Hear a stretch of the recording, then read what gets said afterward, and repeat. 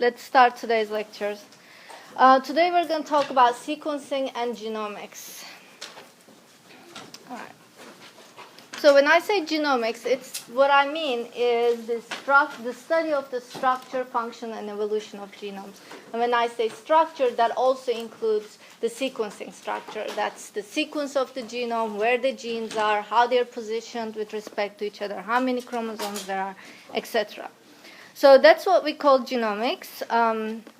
It's a field that pretty much started once we were capable of sequencing the DNA, right? So what we're going to do in this lecture is I'm going to give you a little bit of an overview of the history and the techniques involved in the human sequencing project, human genome sequencing project. And then I'm going to switch and tell you about some of the new sequencing technologies that are in place currently. So these sequencing technologies just started a few years ago, so they're pretty new and very exciting.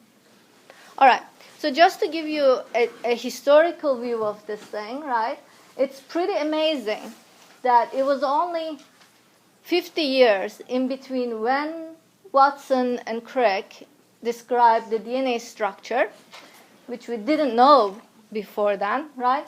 And to a time where Watson's genome was actually sequenced, right? So in 50 years, we went from not knowing what the DNA structure was, finding out it's a double-stranded helix, finding out there are sequences that are in order, to sequencing an entire genome. So how did this happen? Of course, it didn't happen very smoothly, etc., right? It first happened because the technology advanced. So it allowed us to be able to sequence the DNA. So some of the very early sequencing technologies were developed in 1970s that were based on chemical sequencing. But then the Sanger method, which you actually learned, took over the whole field because it was very easy. It gave very high quality sequences, and it was basically dependent on the action of the DNA polymerase. So based on that technology, a company started called Applied Biosystems, and it started selling first DNA sequencing machines. So once the technology was available, there was a debate among the researchers. People realized that it would help so much if you actually knew the human sequences, right? Human DNA sequences. So you could look at the sequences of a gene, compare disease versus normal, or learn more about those genes, because they already knew that some of the genes were very conserved between humans and model organisms. So you could model human diseases on organisms that we can do experiments on.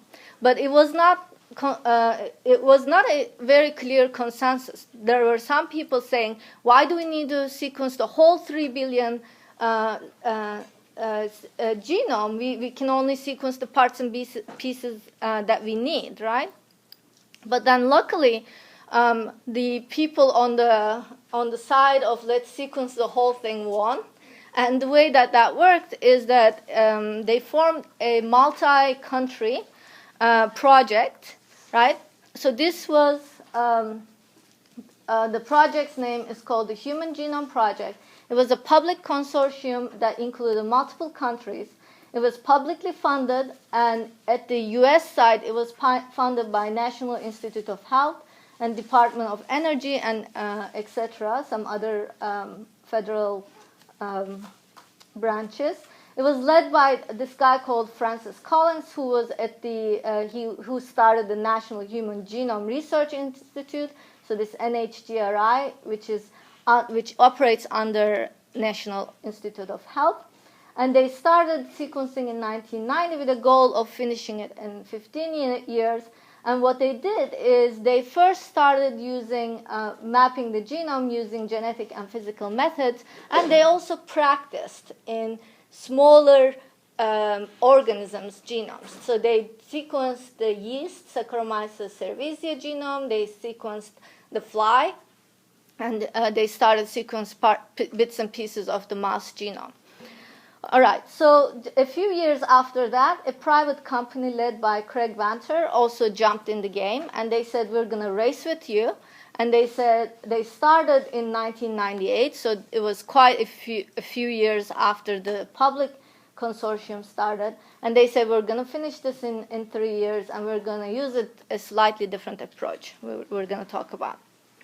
All right. So the goal of this project was to find the sequence, ATGCs, etc., in the human genome, right? But the technology did not allow you to start sequencing from one end of the chromosome all the way to the other end. The technology allowed you to only sequence about 500 letters at a time. So you could take bits and pieces of this genome, but then you need to put it together. So how do you do that? So the Human Genome Project used a hierarchical shotgun sequencing approach.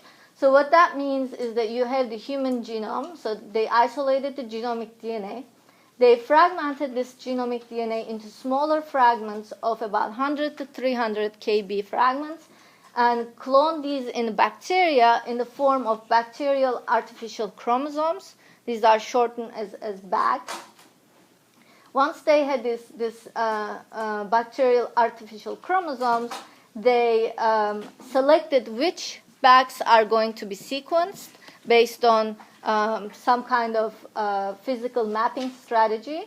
And then once they decided which bags were going to be sequenced, they fragmented into about 1 kb pieces, cloned into bacterial plasmids, and then used Sanger sequencing to determine the sequences, then assembled it by aligning to each other and generated the human genome. So let's start with the bags. So this is how they kind of look like. It's a plasmid that contains a very large insert of the human genomic DNA.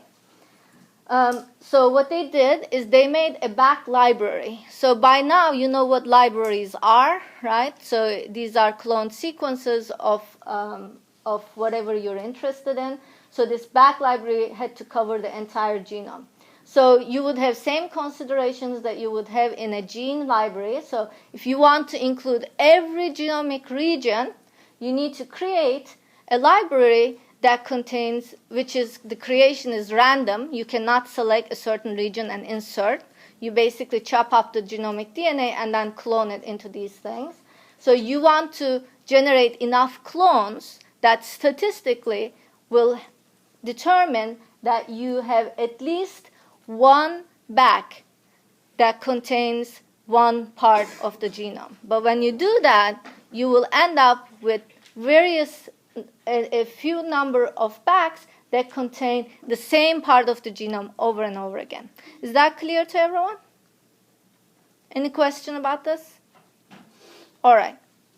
So when they created these back libraries, they had multiple bags that are covering the entire a certain region of the genome. Now, if you had millions of bags and you sequenced every single one of them, you might end up sequencing the same site in the genome 8 times, 9 times, 10 times. But it's expensive. It's man hours, it's reagents, etc. So you do not want to do that. You want to minimize the number of bags that you decide to sequence so that you can maximize your coverage. Coverage means how many nucleotides across the genome did you actually sequence, right? So what that means is that then you need to select the bags that you need to use, the minimum number of bags to cover the maximum portion of the genome. So let's say that you have 4 bags here, right? And let's say that they overlap at certain regions, right? So what you want to do is you want to use the minimum number of bags. What you can do is you can use a physical mapping strategy. One of these physical mapping strategies is restriction enzyme, comparing the restriction enzyme fragments coming out of these bags using restriction enzyme fragment length RFLPs. All right. So what you're going to do is you're going to do pairwise comparison of restriction enzyme fragments from back clones. Let's say you use a restriction enzyme that cuts this back and generates these fragments of the length A. So this restriction enzyme is basically cutting over here and over here. So it's going to generate a fragment of length 8. And then in the same reaction, you actually cut this thing with another restriction enzyme or the same restriction enzyme. Let's say the same restriction enzyme, and then you cut this thing and generated this fragment B. Okay? And you also generated these fragments, but let's just focus on only 2 of them. And then let's say you had the other back, you cut the enzyme. Since these parts are overlapping, it's going to generate the exact same fragment length as this one, correct? And then if you have this fragment here, since these guys are overlapping, it's going to generate this fragment, which is exactly the same as this one, right? And then since this guy is overlapping with back 1 and completely, it's going to generate both of these. And it also overlaps with back 2 and back 3 because it's generating this, right? So once you cut these DNA backs, you run an agarose gel and you look at the fragments. It's kind of like puzzle, even if you didn't know anything about DNA. But I told you, okay, here is a puzzle where you have these fragments. Tell me which of these samples, 1, 2, 3, and 4, which of these backs are overlapping. What you can do is you can simply compare, right? And what you can see is here, there is a fragment that aligns exactly the same between 3 and 4, so these guys are overlapping. Now you know some information, right? And you know, okay, this is aligning in all of them, right? So that means all of these backs are overlapping at this fragment. These guys are not aligning, right? So that means, okay, the backs are not aligning. I don't know if this is the same, but if it is, then it would be some other restriction fragment that is aligning. So what can you do with this information? What you can do is you can take that and approximately, because you're not only going to have just 2 restriction fragment sites, right? You can see here that you're actually comparing multiple of them, right? 1, 2, 3, 4, 5, 6, 7 in this example. And they're going to be all distributed all around, right? It's going to have another fragment here, another. And depending on how these backs are aligned with each other, you can actually create this picture, right? You can basically align them. You say, okay, I don't know where those fragments are, but back 1, 2, 3, 4 are aligning at all this fragment, at this fragment B, so I'm going to put them under each other. And now you're going to have, say, okay, back 1 has this fragment, but back 2 doesn't have it, but back 3 and 4 has it, so I'm going to put it there. And now you're going to have additional ones. You're going to have these fragments that are not going to be in any of them, so you're going to have that sticking out a little bit, right?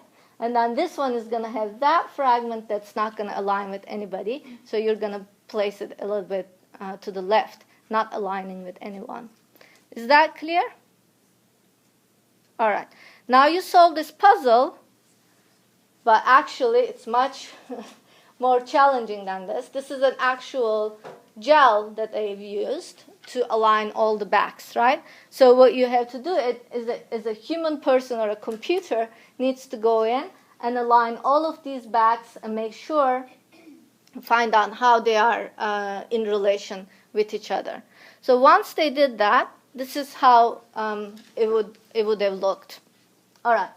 So what we have here is a whole bunch of backs, right? And they are covering the chromosome, some part of the chromosome.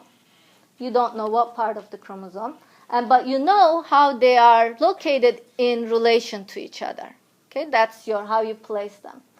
Now what you need to do is you need to say, what is the minimum number of backs that I need to sequence to cover this entire region, right? So you say, okay, I'm going to start with this one, let's say. And next, would you choose this one? No, because what it would do is it would only give you a little bit more extra sequence, right? It's not going to get you very far. So you say, okay, I'm not going to select that one. I'm going to select something that minimally overlaps with this and extends it over a little bit. So you select this one.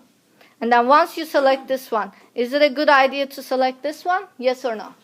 No, because you're not gaining any more, right? So you go to the next one, and you go to the next one, and you go to the next one, etc., right? So you choose the minimum number of backs to cover this region. Now you decided which backs that are going to be sequenced. All right.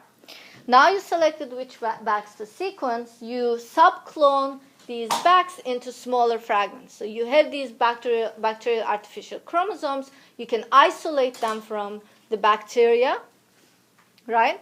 And then you can chop them up into smaller pieces and then clone them again into bacterial plasmids. All right. So that's how this looks like. So you have these bacterial plasmids. Actually, that's the back. So you isolate this DNA, and then you clone into different plasmids, and each plasmid is going to contain about 1,000 bases. Then you submit these to Sanger sequencing. Remember, Sanger sequencing can give you about 500 bases. So if you have 1,000 base into a plasmid, you isolate this plasmid, and you use primers, right? The primers you're going to use are going to be annealing to the plasmid, because that's the sequence that you know. This sequence you don't know, right? Your plasmids that need to be annealing to the plasmid, and then you can sequence 500 base pair in this direction, 500 base pair in this direction, covering the entire 1 kb. Does that make sense? You guys learned Sanger sequencing. Any questions about this? Okay. So you basically have the sequence of that 1,000 base pair. Now, what you need to do is align these 1,000 base pair sequences, which were generated in sequencing centers just like this. So this is just a picture of a center that had multiple sequencing machines and a bunch of people preparing the DNA, right? So at the end, what they ended up with was a bunch of 1,000 base pair sequences like this. They had to assemble into the backs and then assemble into chromosomes. So how do you do that? What you do is you use shotgun method. So what shotgun method does is it takes sequences and looks for similarities to be able to align them. Okay? So let's imagine now these are ATGC sequences, but in this example I just put you some words, which is it's very similar, right? So it's just letters instead of the whole alphabet instead of ATGC. So what you have is you have 4 fragments here, and you have 4 sequences. Okay? What you do is you look for similarities. You look at the first fragment sequence, it's left mid. The second fragment sequence is middle. Where do they align? MID, right? You look at the third fragment, didillery, and the fourth fragment is lurite, and you look at where they align. They align at LERI, right? So what you do is you create aligned fragments, you align them, right? And then you combine them. So now these 2 fragments reads as left middle, and this fragment reads as diddle right. And then what you do is you align them again, looking for similarities, and the similarities is DDLE. You align them, and then you can combine them. And what you can see is how we shotgun assembled the sequences from 4 fragments into 1 fragment, right? So instead of the whole alphabet, what you can do is you can use these 1,000 base pair sequences, look for similarities, align them, and combine them into a longer stretch, right? All right, so that's what was done. So once you have these longer stretches of the 1,000 base pair sequences, because you know which of these base pair sequences are coming from which back, right? And because you know which back are aligned next to each other, right? Now you can stitch them all together, and if you're lucky, it will be long enough to cover the whole chromosome. So here's an example of that. So this is the human X chromosome. It is 163 megabase long. They used 16 backs, the overlapping back clones, to cover this chromosome. 1,408 backs. And under each backs, there were about 1,000 sequences, 1,000 base pair sequence fragments that they didn't count, right? They all just aligned. Wait, 1,000? Yes, that's right. I was just multiplying this by 1,000 to see what I get. But anyway, so with these 1,400 backs, they could cover the whole X chromosome sequence, right? All right. So that's the strategy the public consortium took. So they called this hierarchical because they made bigger fragments first, smaller fragments next, and then shotgun assembled them. So they are hierarchical shotgun sequencing. The Craig Venter at Celera used a direct shotgun approach. What they did is they bypassed all these middle bacterial artificial chromosomes, but instead what they did is they shredded the genome into smaller sequences, 1 kb sequences. They sequenced all of them, and then they tried to assemble all into the genome without going through this bacterial artificial chromosome intermediate. Okay. Actually, this is a pretty sound approach, going just all shotgun sequencing, so completely skipping the hierarchy, because in principle, a genome of arbitrary size may be directly sequenced by the shotgun method. The problem is that provided that it contains no repeat sequences, right? What percentage of the human genome are repeat sequences?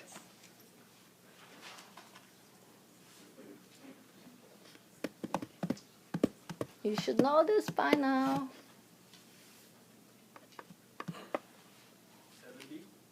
50%. Good job. It's about 50% of the human genome is repeats, right? A direct shotgun strategy is going to have a lot of trouble. And I'll show you how that might happen. So this is the same example, right? So let's say we're assembling sequences by shotgun, and let's assume that the genome sequence is this, okay? So the genome sequence is the same, left, middle, right, but now we have these repeat sequences scattered across the genome. So it's left, let's say this LE is the repeat sequence, left Le, middle A, right, okay? So you have 3 of these LEs. So now you fragmented this genome into smaller fragments, and then let's imagine we're looking at only 2 fragments in relation to each other. Fragment 1 and fragment 2, you look at the sequences and you compare where the sequence is the same. But now you have a trouble. The trouble is this. When you look at these sequences, you see LE, LE, and you see LE, LE. So you can align it this way, right, and get this sequence, which is right. That's perfect. But you can also get this sequence because you can align it this way, and in this way you'll have limited leftly, right? And that's not right. Because of these repeat sequences, the similarities are going to give you multiple options. Now you have thousands of these sequences because you took the 3 billion length of the human genome and divided into 1,000 base pair, thousands of sequences. Now you can see how the problem is really, really big, right? Because 50% is repeat. You're going to have thousands of options of how that sequence might assemble. And because of this, Craig Venter and the Celera actually had to use the Human Genome Project's initial physical maps, these are bacterial artificial clones, etc., to align their sequences and check their alignments against these maps to make sure to validate that they got it correct, right? And they could only do this. You know why? Because the public sequencing project made their data publicly available. So if this was being done by a company, it would not have been publicly available, and nobody else could do this, and it wouldn't have been done fast and in a multiple different ways. Okay, so that's what public comes into play. So both of actually the Human Sequence Project finished before the estimated date, and it actually finished under budget. And what happened is that both the Human Genome Sequencing Consortium and the Craig Venter at Celera published the sequences. All right. When you sequence the human genome, what you end up with is this information. What you end up is with a whole bunch of letters, right?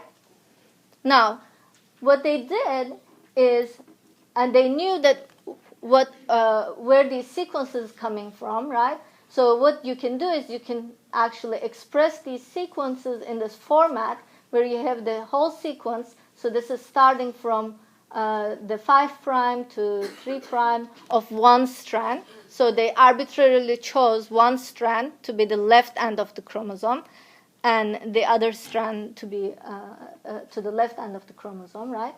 And then you can express this as saying, okay, this sequence I see here is coming from chromosome 7, starting at coordinate, let's see here, 11,700,603 to, and the end coordinate is here. Okay, so that's what we usually express this. So the coordinates are just telling you where in the genome you are. So end result is exactly this. It would basically have, if you put these printed in pages, you're going to have hundreds and hundreds of pages of this. There are also a lot of videos online where you can see how high they would stack, etc., if you're into that kind of thing.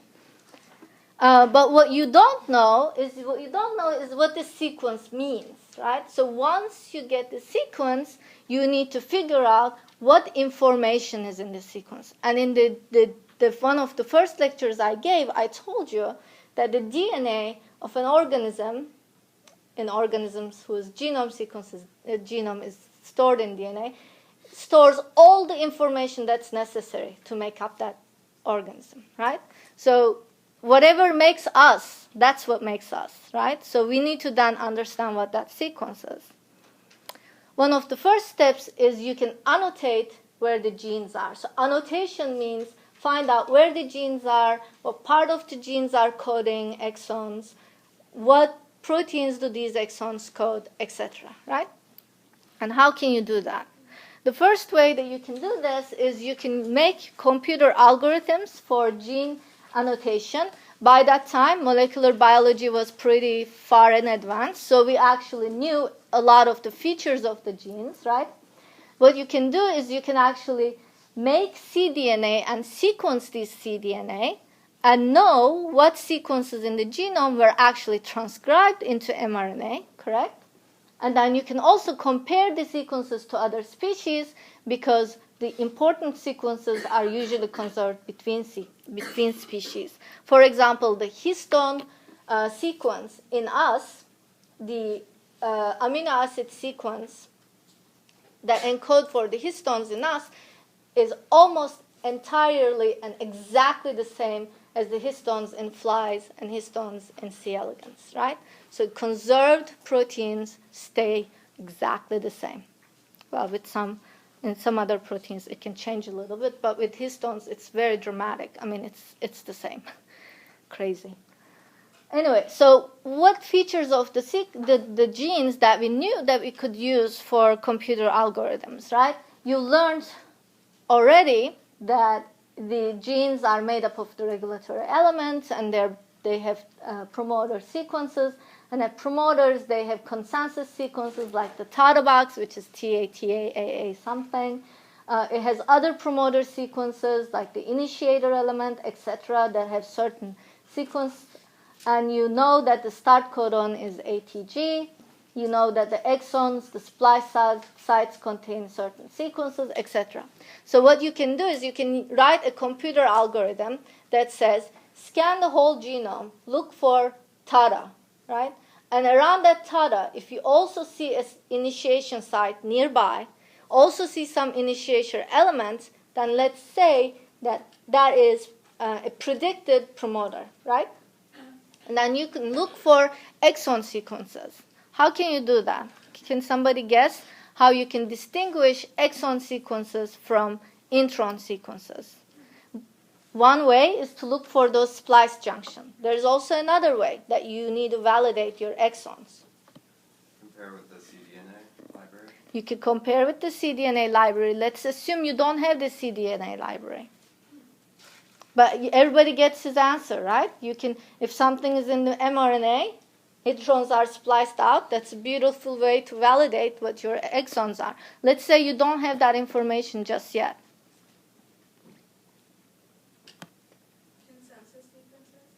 Consensus sequences, while some proteins are very well conserved, others aren't. So, for example, in C. elegans, there are a lot of nematode-specific peptides. They're named NSP 1 through hundreds, right? And you wouldn't know them if you looked for just consensus sequences. That means conservation is what I mean. What else? A long stretch of DNA without a subcodon? Exactly. That is what you would do. You know what the genetic code is, correct? You know 3 base pair combinations that code for different amino acids. You know what the stop codon is, right? And then you look in an exon. If you see a stop codon in the middle of the exon, then you know, maybe this exon prediction is not correct because you wouldn't expect a stop codon right in the middle of exon, right? So what you would do is you would look for long stretches of coding sequences. And in introns, actually, you would find a lot of stop codons in certain frames, right? So that's one way to do that. All right. The second way we already talked about was to look and compare against mRNAs. So let's say this is the genome here, that's like that line, and you annotated a gene. Gene annotations, just for schematics, what we usually do is we make the exons like these dark, thick rectangles, and the introns are these lines in between them. So the start codon would be here. So you can compare it to the mRNA. So here, so that was your prediction. Your mRNA says that there were a couple of other exons. Does these exons might be coding or not coding, right? Because we have exons that are not coding. Where are these exons located? 5' UTR, 3' UTR. Perfect. Good remembering it. You can look for protein evidence, right? That means you can look in other organisms if there are any evidence for the presence of those proteins. Look at this gene. You can see that there are some certain, these 2 exons seems to be coding because you see that. And then what you can do is then you create a gene model with all that information. So you create a gene model. You predict that there are at least 2 isoforms coming out of this gene. So the start codon is over here because the protein is ending here. That's your stop codon. That's a short intron, and there's an alternative long intron. Does that make sense? Is that awesome? You can basically sequence and annotate the whole genome. Now you can admire at our genome at various genome browsers. Here's my favorite one. This is the UCSC genome browser. What we're looking at is a portion of the chromosome 17 that's shown in here. Here are all the genes under this region. This is BRCA1, that's the breast cancer susceptibility gene.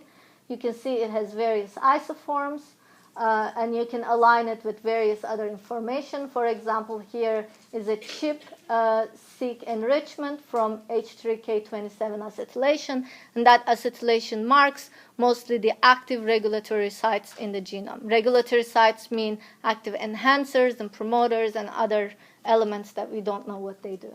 Okay? All right. Okay, now what we did is we got the sequence, we mapped the genes, we got the genes, the trouble still is that we don't know what every gene does, okay? Even though after the Human Genome Project and so many years of research, if you look at even a very well-studied organisms like E. coli, we actually don't know half the genes in E. coli, what they do, like what their function is, okay? So, for example, here's all of the genes in the genome. We are looking for gene ontology. So that means these are predicted functions for each of these genes. And each group of genes were grouped to have certain functions. For example, these are proteins that encode for certain transporters. So you want to get glucose or whatever across the cell membrane. You make these transporter proteins, right? And here are genes that are transcription factors, right? We learned about them. These are nucleic acid enzymes. Give me an example. Ligase, polymerase, all those things, right? Etc. But what you can see is that a whole portion of the genome, we actually can't even predict what those genes are doing. What do we have to do about that? Several things. You can do functional studies. You can make gene knockouts, and you can study in vivo and in vitro what a certain function of a gene is. You probably don't want to knock out those genes in humans, right, to study human genes. Is that a good idea? I hope that everybody agrees that is not. So what you do, you actually use model organisms, because model organisms share a very high percentage of their genes with us. So we have the same type of genes as model organisms do.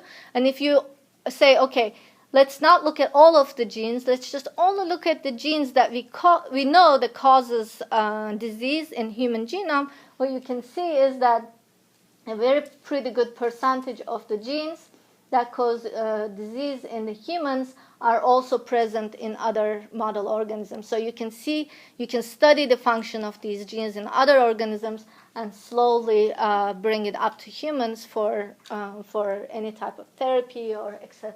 Right? In fact, this one of the biggest advances that the Human Sequencing Genome Project has been transformative for medicine, for science, for a lot of things, right? And one of the things that this project did was it actually increased the rate at which genes underlying Mendelian disorders are found. That is, if there is a gene mutation that causes a single disease, the Human Genome Project made it so easy to find these genes. Okay? So that was a good thing. There were also some surprises coming out of the Human Genome Project. Because we are very complex, right? We're all different from each other. We are dominating the world, so we're dominating the earth. We think very highly of ourselves, so we thought that we would have a lot more genes than a lowly Drosophila, right? But it turns out that we actually have on the order of similar numbers of genes. So we have about 25,000 genes, etc. It was estimated that maybe there were more than 100,000. So that was a surprise and humbling. Where do you think that then our complexity comes from? Alternative splicing. Alternative splicing. There are some in Drosophila and C. elegans as well. Transcription Regulation. That's exactly what we think right now. So the field is really, really focusing on understanding the regulatory elements in the genome, not only the genes. Think of genes as the Lego pieces, and think of the regulatory elements are the things that decide how those Lego pieces fit together. Okay? So now a lot of the focus is on how the genes' expression are controlled in certain tissues and organism, etc. Another surprise came in, which was that large chromosomal regions are completely synthetic with mice. Okay? What does synthetic means? Synthetic means, okay, you take the mouse chromosome, part of the mouse chromosome, you take a part of the human chromosome, you align them on top of each other, and then you look for genes that are orthologous. Remember, we talked about this, right? Orthologous genes are genes that are similar to each other but their sequences evolved independently in two species. That was our first lecture. So you look for orthologous genes and you say, I'm going to color code them and align them. So what you did here is you took the mouse chromosome, human chromosome on the top, mouse chromosome in the bottom, and then you color coded the orthologous genes and put a line if they were in the same location, right? Isn't that amazing that after millions of years of evolution, not only the genes are conserved, where they are on the chromosomes are also conserved. So that means this chromosome piece and that chromosome piece originated from an ancestor, right? We shared an ancestor. And that came out really loud and clear after the Human Genome Project. Awesome. All right. We talked about the human genome, but did you guys ever stop and think, whose genome was that? Because I'm a human, you're a human, a whole bunch of people are human, but we're very different, and our differences stem from the differences in our sequences. So what is a human genome? We can't talk about a human genome because there is no common sequence, right? So whose genome was this? So when we talk about human genome, we are actually talking about a reference human genome. That means a sequence that was sequenced, but that does not necessarily is not the sequence of every one of us, right? And it's also not necessarily the right sequence, right? So we need to think about this a little bit. All right. So whose genome sequences were these? So the idea behind the consortium, public consortium, was that you would collect DNA from multiple people, and then you would sequence them. So what they did is both groups collected blood and sperm samples from various donors of different ethnic backgrounds, and they used these isolated DNA for making those backs and etc. So if it happened to be that one of these people's back ended up being sequenced, that would be the sequence of that reference genome, right? So the reference genome is not one person's sequence, it's a collection of people's sequence. So the draft genome, so that reference genome composed of DNA of about 10 to 20 individuals across different racial and ethnic groups, and that was the public consortium's data, right? What did the company did? So in theory, they were doing something similar. They said that they would mix certain different categories of people and use the genome. And then here is the end result. So they actually took DNA from 5 individuals. But when you look at the data, what you will be struck with is that one individual is actually dominating the sequence information, right? And can you guess who that might be? Company owner. Right? So he basically wanted to sequence his own genome, which he did. All right. Was that great? All right, so now we talk about personal genomes. So that was reference genome. Reference genomes are not just one individual's. It's a mix of different individuals' sequences put together into one. But now we talk about personal genomes because there are projects where you can actually sequence one person's genome, right? And so in some ways, Craig Venter has 90% or so of his own genome sequenced. In 2007, Watson's genome sequence, I don't know why. Why did we have to do that? I don't understand. But anyway, so after $1.5 million, we know what his DNA sequence is. Steve Jobs got his genome sequenced for $100,000. Nowadays, you could probably get your genome sequenced for over about $1,000 or so. And I'm sure there are companies now starting to gear up towards doing that. Okay. All right. But one of the things the researchers want to know is what is the variability in our genome sequences, right? how my sequence compares to yours, how your sequence compares to yours, how your sequence compares to yours, because there's a lot of differences, right? So how do we understand that? We can understand that only if we sequence thousands of people from all over the world, right? So there is now a second project called the 1,000 Genomes Project Consortium. It's basically creating the world's largest catalog of genomic differences among humans. So this catalog encompasses about 2,500 individuals. Actually, it's increasing with time. So this was a couple years ago, looking at certain populations across the world. All right. And how's that done? Those sequences are not done the same way as the Human Genome Project, right? Now we actually have a reference genome. What we can do is we can immediately use shotgun sequencing and use the reference genome as a scaffold to align the sequences over that. So what does that mean? Here's just a kind of an illustration of that. So in the Human Genome Project, you isolated the genomic DNA, broke it into clones, you sequenced them, and you assembled them, and you created a reference sequence, right? So that sequence is from chromosome 1, coordinate 1, to all the way to the end. What you do now for creating personal genomes is you isolate DNA from a person, you break it into small pieces, very small pieces. You generate millions of sequence reads, so you read these small pieces, and you get the sequence. And then you shotgun assemble these sequences using the reference genome, right? Now that you have that reference genome, you know that where these sequences might align. All right, so now you then, instead of costing millions of dollars, it's now costing a lot less because you don't have to go through all of those intermediate steps. So how's this actually done? Sanger sequencing is great. It has a lot of accuracy, but it's very expensive. It also can give you very few sequence reads for different clones. You have to actually prepare those clones. You have to isolate them.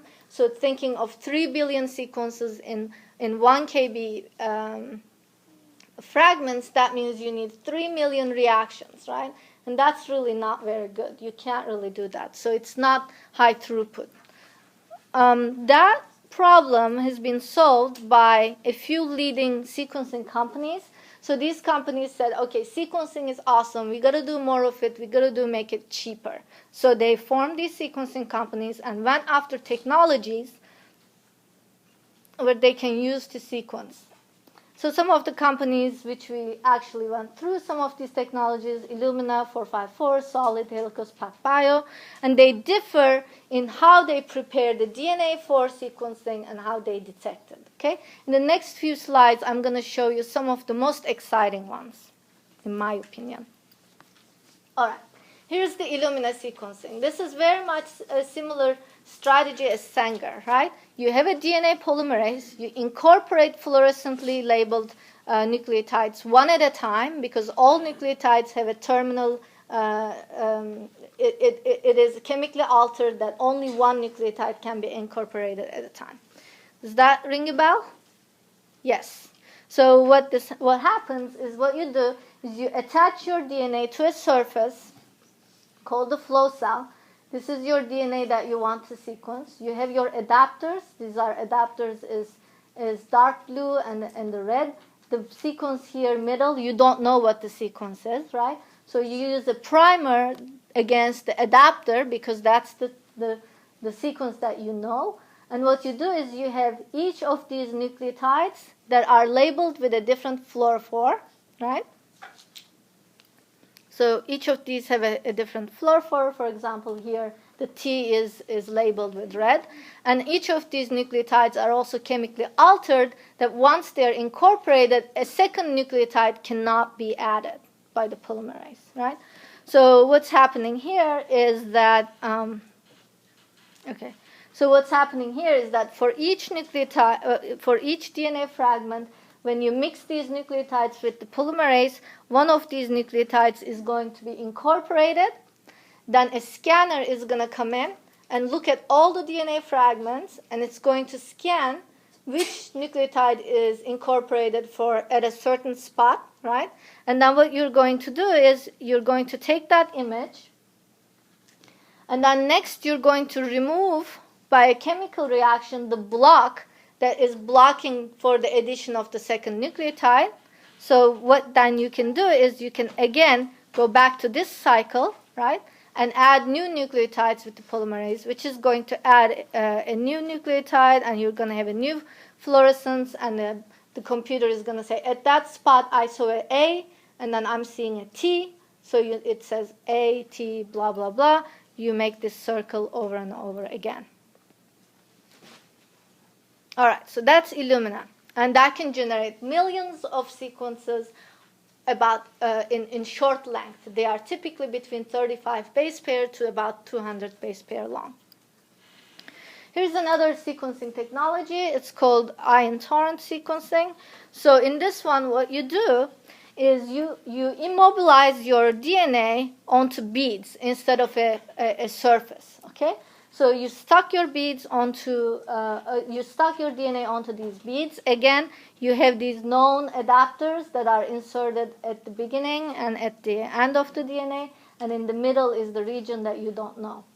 Now, in this case, you don't incubate. What you do is you incubate the polymerase with the DNA with one type of nucleotide at a time. So you do not have all these differently fluorescently colored nucleotides. You add one nucleotide at a time. Again, these nucleotides are chemically altered so that you can actually add one at a. Anyway, you can add one nucleotide at a time. So because what you're measuring now, so detection is different. What you're measuring now is not the color of the fluorescent nucleotide. You're measuring the hydrogen that is released because of the addition of the nucleotide to the DNA. Okay, so what you have is you have so in this one reaction, what you did is you added A nucleotides, right? You only have A nucleotides into the reaction. Only those DNA fragments that have a T is going to be able to add that A, right? And when they add that A nucleotide, a hydrogen will be released, and that is going to be detected by a sensor. And it's because you know that you only added the A's into the reaction, you know, okay, that certain DNA fragment contains that because I got a reading out of my detector. Does that make sense? Now, what you do next is you wash off everything. You wash it off, and then you put your next nucleotide. Let's say that your next nucleotide is T. So you make a reaction again. You have your polymerase, you have your T nucleotides, and then only those DNA fragments that have the A's as the template are going to insert these T nucleotides. Now, sometimes you can have multiple T's added, okay? So unlike Illumina and Sanger sequencing, these nucleotides do not have that termination, which is that the polymerase can add multiple of these nucleotides. How that difference is detected is that the detector is going to detect a higher level of hydrogen coming out, and when that signal is higher, depending on 2 or 3 or 4, etc., T's added, it's going to decide, okay, that's how many T's has been added. So next what you do is you wash this off, right? And then you make another reaction where you only add G's and C's and etc., etc. And for every DNA fragment, the computer is going to say, okay, it added a G, it added a C, skipped the T, it added an A, blah, blah, blah, and then it's going to give you that sequence of that DNA fragment. Does that make sense? Question about this? So between Illumina and this, they're both polymerase based. Their detector is different. Illumina is detecting fluorescence. This is detecting hydrogen, right? Another difference. In Illumina, the nucleotides are chemically altered so that you can add one at a time. In this one, they're not chemically altered in a way that will stop the reaction. You can add multiple at a time. Does that make sense? Oops. All right. Here's one of my favorites, which is the PacBio sequencing. So in this one, in the other ones, the sequencing reactions where the DNA is fixed, right? DNA is fixed, and then you add your polymerase, and the polymerase makes the reaction. In this one, you fix the polymerase onto a surface. So what you have here is you have the polymerase immobilized on a certain detector. It's called zero-mode waveguide detector. These ZMW detectors actually measure fluorescence. So they obtain sequence information while the phospholink nucleotides are being incorporated. So in this picture, what we have is here, this gray DNA strand is the DNA strand that's being sequenced. That red DNA strand is the DNA strand that is growing. That's the growing chain. And the nucleotides are being added here. And as they're being added, the ZMV detector detects what nucleotide that is. All right, so how does that happen? Let's zoom in. So when you zoom in, this is kind of how it works. What you have here is you have, again, nucleotides, a collection, all 4 nucleotides that are labeled with different fluorophores, okay? But they're not chemically altered in a way that will stop the addition of the next nucleotide. So they're not like the Illumina. So you can the polymerase can continually add the nucleotides. What you have is you have this immobilized polymerase, and here's your template, that's the gray, and this is the template, that's the purple that's growing. I mean, that's not the template, that's the growing DNA chain. And what happens is that once the polymerase gets the correct nucleotide and incorporates it in here, what happens is that the fluorophore that is that is on the nucleotide that's being incorporated is detected by this ZMW detector. Okay, so the detector sees, okay, I saw a blue one, a blue nucleotide being incorporated, and that is going to be a G, right? And then once that the phosphate is cleaved and released off, because that's the polymerase chain reaction, right? You add the nucleotide and you cleave the phosphate and release it, and the fluorophore is attached to that. It gets released out. Now what you do is you look for the next one. So the next one comes in. So the polymerase is continuing to incorporate the nucleotides. The next one comes in, and if it sees a yellow yellow color going up, which nucleotide is that going to be? A, right? And the reaction will continue on and on. So the biggest difference here, as you can see, is the detection is continuous, right? In the previous 2 examples, you saw that the detection happened after you added, and then you would detect, and then you go into the next cycle of reaction. Here, you have one reaction, it keeps adding, but as the fluorophores come close, it reads it. The released phosphate goes off, next one comes in, release, phosphate goes off, next one comes in, etc., etc. So it can continuously read the sequence, which is awesome. All right. So far, what we've seen is we have detectors that detect the addition of a nucleotide through a polymerase, right? All 3 technologies that we saw was based on detection of the nucleotide.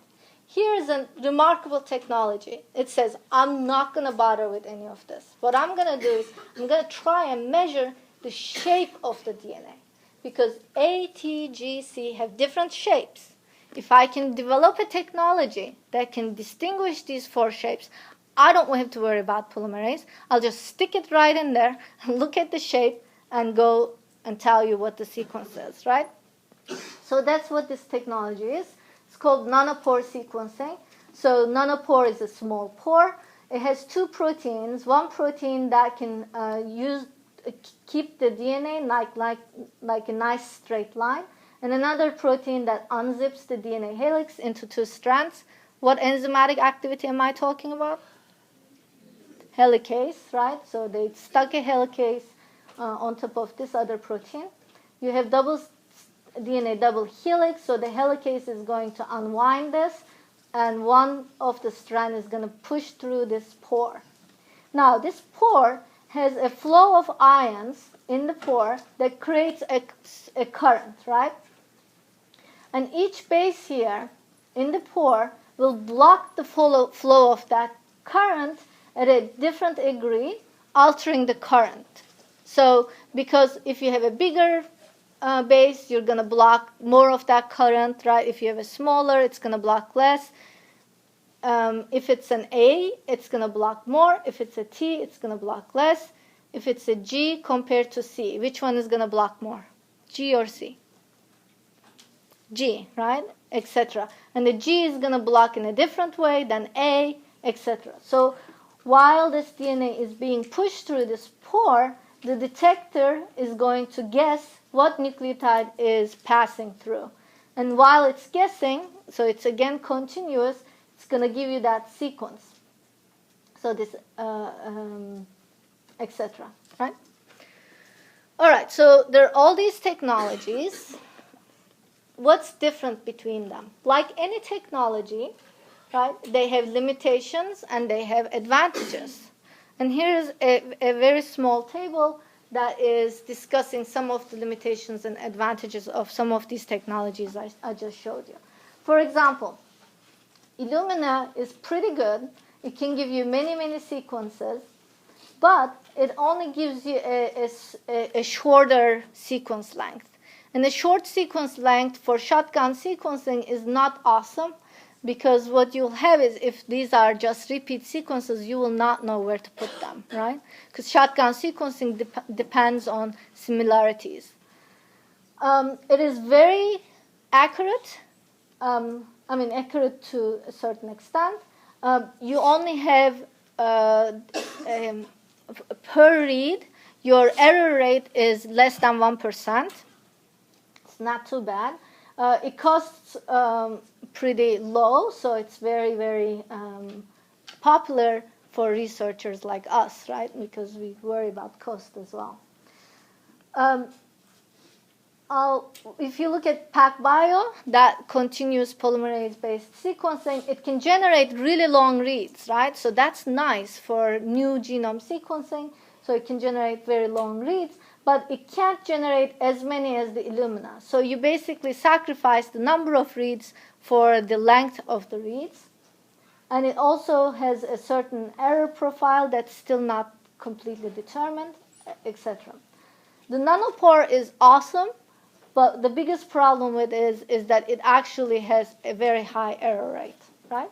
So each of these technologies have their strengths and weaknesses, and you as a researcher or an application person or a medical researcher or whatever, you have to decide which of these technologies is best for your own purpose, right? Let's give you just one example. This is what we would call a bioengineering problem, right? You have a machine, you have a certain error rate, you want to know certain information. That's your limitations, and you can come up with strategies that will reduce those limitations. Let's say that you obtained a read from a genome, and that read looks like this. You want to know if there are mutations, etc. So you align it to the reference genome, and the reference genome sequence is this, right? And then you look, and then you see, okay, most of the places are the same, but some places might be different. And then you generate more reads. And then when you generate more reads, what you can do is for each site, you can compare the sequence of your read to the reference genome. So from your sample, you generated reads that has GAC here, GCC here, GAC here, right? Now, what you can see is there is a difference between your sequence and the reference genome sequence. How do we interpret this? There are several interpretations. One interpretation is that it could be that your sequencing reaction was faulty, and this is a mistake, right? So that's the error rate. So this could be an error. How do you decide if it's an error? One thing that you can do is you can generate many more reads, right? And if you never see this C again, then you know, okay, this was probably incorrect. So you can overcome the limitation of having errors by having more reads, right? But that's not the only interpretation. Let's imagine that you generated many more reads and you frequently saw this C again and again. How would you interpret that? Let's say this was a genome sequence. This is the reference human genome. It's your genome. You isolated your DNA and you sequenced it. And you saw this C and you freaked out. Am I a mutant? Right? But you can't decide yet. How do you interpret this? And you got more reads, and over again you see the C, right? But so you know that's not error, that's not sequencing error. How would you interpret this? Does that mean that you're a mutant?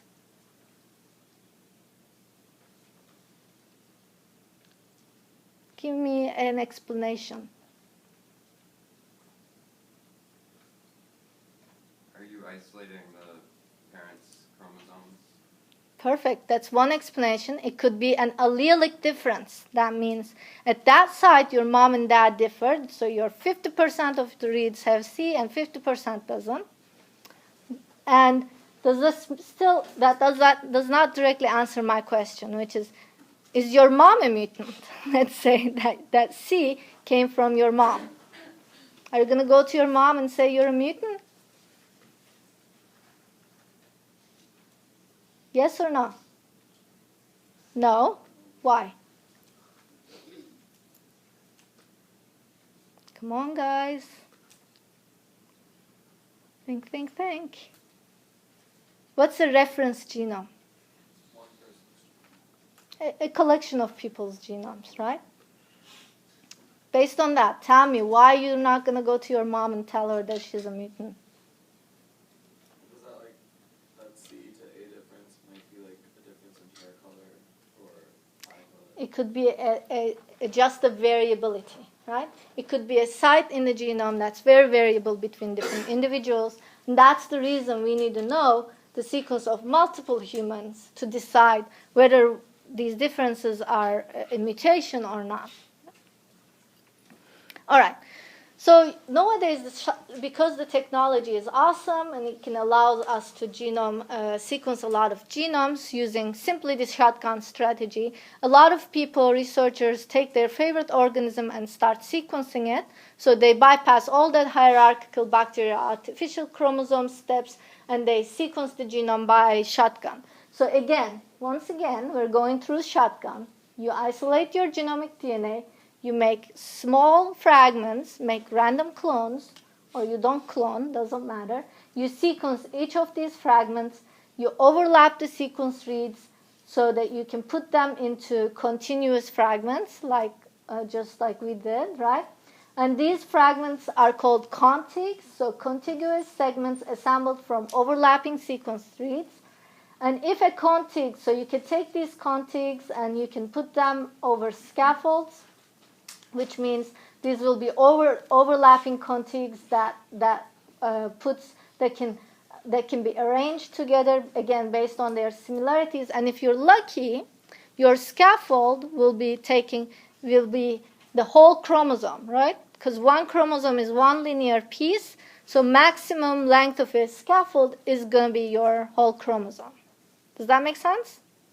Usually that doesn't happen because of the repeats. So what usually researchers end up with is a number of contigs and a number of scaffolds. So the genome that sequence, you would know the genome sequence, but you don't necessarily know which chromosomes those sequences are coming from. But still, that's an amazing amount of information because you can use scaffold or contig sequences to map your genes, to study their sequences, etc. And because of that, and because of technology and how cheap it has gotten, there has been an explosion of genomes that are sequenced. There are thousands of genomes that are sequenced now. A whole bunch of viruses, they're being sequenced. A whole bunch of prokaryotes and eukaryotes, etc. Here is the sequence project for Atlantic cod, for example. You can see how many contigs they had, how big are these contigs are, what's the size of the largest scaffold, etc. And you can read that paper and admire Atlantic cod and eat it. And where do these sequences go to? They go to public databases. So because we want to share this sequence information with the whole world, these are public databases usually funded by National Institute of Health or National Science Foundation. So, and in other countries as well, where they support science, they have these type of public databases. So you send these sequences to databases so people can use them. All right. So one result of that technology is that we can basically look at the different individuals in a species to understand variability, right? And different species to understand variability between different species and find out what makes us different from Atlantic cod, right? It's a very good question. All right. So what else this sequencing technology allows? It allows anything you can imagine. So this nanopore, for example, made a handheld sequencer. So it is just the length about my hand. I didn't have an example to bring you here, but there is one in the department. So you have a handheld sequence. And what it allows is you can hook it up to a laptop through this USB port. You prepare your DNA and insert it right here in that port. And it will take a few hours to sequence that DNA sample. What you can use it for? You can use it for various things. One of the things people like to use it for is at the field, because you can actually take these to regions of the world where you don't have big laboratories to do experiments, right? Since it's a very nice setup. For example, if there is an outbreak of Ebola, Zika, etc., and you want to know, if a certain patient has this virus or etc., you can take a blood sample and look for these sequences of these viruses. Because these public databases contain the sequences from various viruses, various parasites, various prokaryotes, what you can do is once you get your sequence, you can see and match it to the sequences in the database and say, in this blood sample, I see anthrax or whatever you see, or you see some good things as well. So it can be used in the field in a very interesting ways and useful ways. What's another field? It's the space final frontier.